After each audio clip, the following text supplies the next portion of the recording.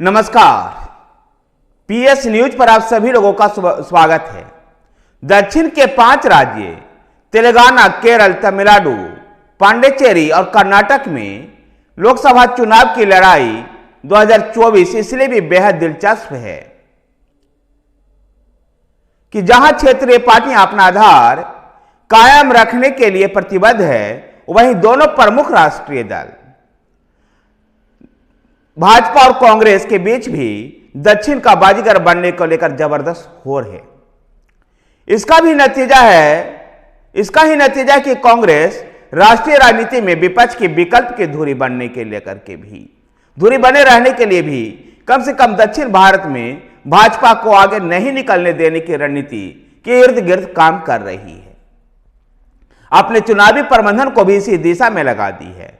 चुनाव प्रबंधन में अपनी इस अंदरूनी रणनीति के तहत कांग्रेस ने दक्षिण के 5 राज्यों में मिशन 50 का लक्ष्य निर्धारित करके चल रही है।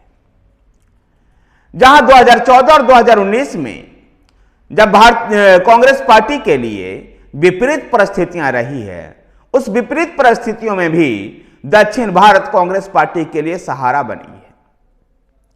आपातकाल के बाद हुए चुनाव में भी कांग्रेस पार्टी के लिए दक्षिण भारत ही सहारा बनी थी।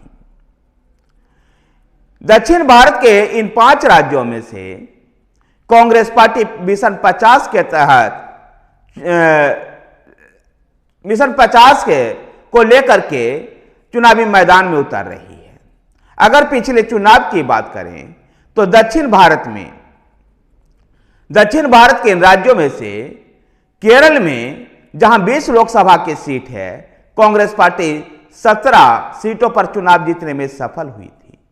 तमिलनाडु में 39 लोकसभा सीट में से 8 पर पांडिचेरी की 1 लोकसभा सीट कांग्रेस जीती थी, जबकि तेलंगाना के 17 लोकसभा सीट में से 3, कर्नाटक के 28 में से 1 और इस तरह से कांग्रेस पार्टी 30 लोकसभा सीट दक्षिण भारत से जीतने में सफल रही थी।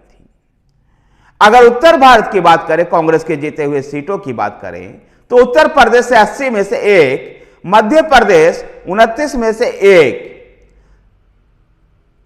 राजस्थान में 1 भी सीट नहीं जीत पाई थी, छत्तीसगढ़ में 2 सीटें जीती थी 11 में से, बिहार में 40 में से 1, बंगाल में 42 में से 2, झारखंड में 14 में से 1, दिल्ली में 7 में से 1 भी नहीं, हरियाणा में भी कोई सीट नहीं जीत पाई थी, पंजाब से 8, जम्मू कश्मीर, उत्तराखंड और हिमाचल प्रदेश से भी कोई सीट नहीं जीत पाई थी। तो कांग्रेस पार्टी का सर्वाधिक सीटों की संख्या के लिहाज से भी केरल में ही उन्होंने सबसे अधिक सीट जीती थी। उसके बाद तमिलनाडु और पंजाब से 68 सीटें। ऐसे में भारतीय कांग्रेस पार्टी को फिर से एक बार उम्मीद है कि दक्षिण में मिशन 50 को पूरा कर वो केंद्रीय राजनीति में विपक्ष की धुरी बनी रह सकती है। वहीं पर जहां कांग्रेस के लिए दक्षिण में विजय कांग्रेस पार्टी के लिए राजनीति में अस्तित्व बचाए रखने के लिए जरूरी है, वहीं पर INDIA के लिए भी दक्षिण भारत बेहद महत्वपूर्ण है, क्योंकि इस दक्षिण भारत में भारतीय जनता पार्टी भी कमजोर नजर आती है। केरल, तमिलनाडु और पांडिचेरी का अगर गणित को देखें तो केरल, तेलंगाना, कर्नाटक तथा तमिलनाडु को मिलाकर के 2019 के चुनाव में कांग्रेस दक्षिण भारत की लोकसभा की कुल 130 सीटों में से 30 सीटें जीती थी। पार्टी का मानना है कि केरल में 20 सीटों में से कम 17 सीटों पर इस बार भी मिलना तय है, क्योंकि कांग्रेस का केरल में मुकाबला वामपंथी दलों से होता है, भारतीय जनता पार्टी से नहीं है। ऐसे में कांग्रेस पार्टी फिर से 17 सीटों पर चुनाव जीतने का मन बना रही है, इस रणनीति के तहत काम कर रही है। लेकिन इस बार केरल में इस बात को ध्यान रखना होगा कि पिछले बार की अपेक्षा अधिक मजबूती से भारतीय जनता पार्टी भी केरल की लड़ाई में है। तमिलनाडु के 39 में से 8-9 सीटें कांग्रेस पार्टी जीत सकती है और पांडिचेरी की 1 सीट। जहां तमिलनाडु और पांडिचेरी को लेकर के कांग्रेस पार्टी को मजबूत दरमुख का साथ मिल रहा है, वहीं ऑल इंडिया DMK में जो बिखराव है उसका भी फायदा इस गठबंधन को मिल सकता है। जबकि कर्नाटक में कांग्रेस पार्टी सरकार में होने के बाद भी 12-13 सीटों से ज्यादा की उम्मीदें नहीं कर रही है। और तेलंगाना में भी पार्टी सत्ता में है और वहां के मुख्यमंत्री रेवंत रेड्डी ने कांग्रेस नेतृत्व को आश्वस्त किया है। दक्षिण भारत में कांग्रेस के लिए सबसे बड़ी चुनौती है तो वह कर्नाटक है।